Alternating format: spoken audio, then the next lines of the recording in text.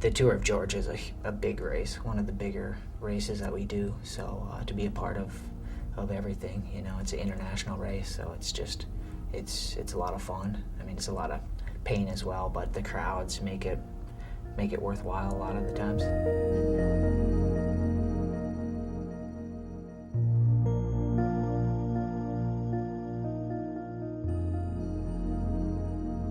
And it's definitely, you know, one of the two big races in the country. And you know, there's the Tour of California and the Tour of Georgia, which are generally the biggest races. And California is just, you know, it's huge for where it is and what it is, and it serves its purpose in that respect.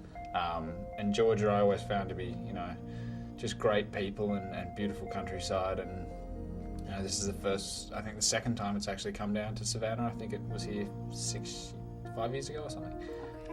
But yeah, from what I've seen so far in the short period of time that I've been here, it's a pretty beautiful part of the world, for sure. The guys that are riding on strong continental teams like these, and they know the taste of victory, they've been the #1 team for the last 4 years. They are going to be dealt with, and they'll be dealt with by the entire international peloton as well. Please welcome a team, perhaps we could say, that needs no introduction. They'll be directed on the road. This is HealthNet presented by Maxis. Yeah, I mean, there's a lot of things that go into a team, and obviously, you know, having the right mix of guys all willing to work for each other or sacrifice a win for each other is a huge part of it, and that's what we have here, what we had last year, you know, trying to bring on this year as well.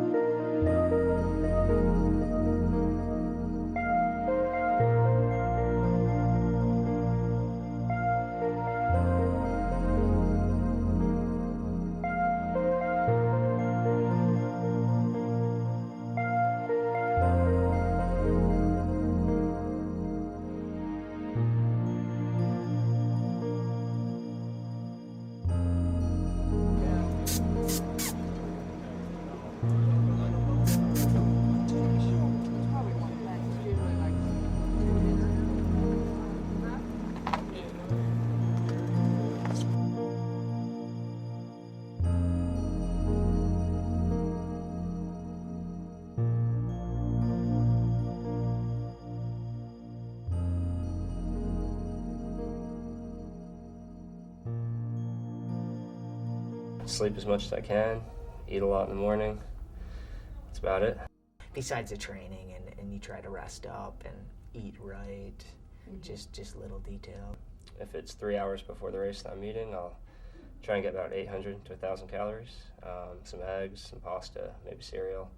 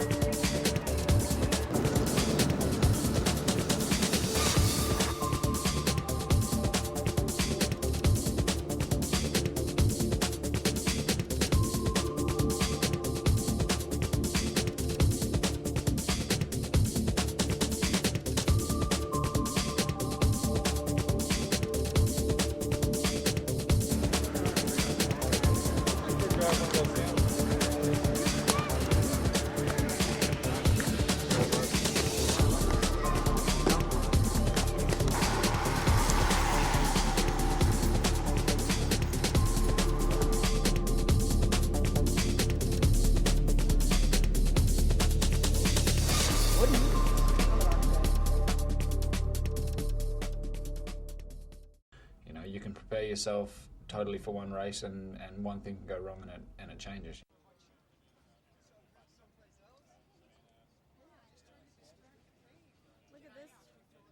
Your morale in races goes up and down. So, like, there are times, at least for me, I can only speak for myself, where I'm like, man, I just want to quit. And other times where I'm like, okay, this is fantastic. I'm going so well. You kind of go through a phase of recover and fatigue, and then all of a sudden you feel fresh again, and then you go. But there are times when you just aren't thinking well because you're just so starved of oxygen, and it just becomes part mental. And part of it is your training that comes into play in terms of how conditioned you are, both mentally and physically. But it's always a great feeling, when you get done and you really pushed yourself, way beyond what you would have normally without having a group there. And when you have a team, people are counting on you. You find a little extra. You find a little extra when you need to. When you're racing at your limit, it's pretty hard to think straight. So it's nice to have somebody who's trying to look out for everybody. And the younger guys, I like trying to help them develop and I guess becoming more of, instead of being potential riders, but being, the rider, so to speak. So, yeah, that's the, that is one of the main motivations, and it's a cool job that you get to see the world a bit, and it's fun because it's exercise related as well.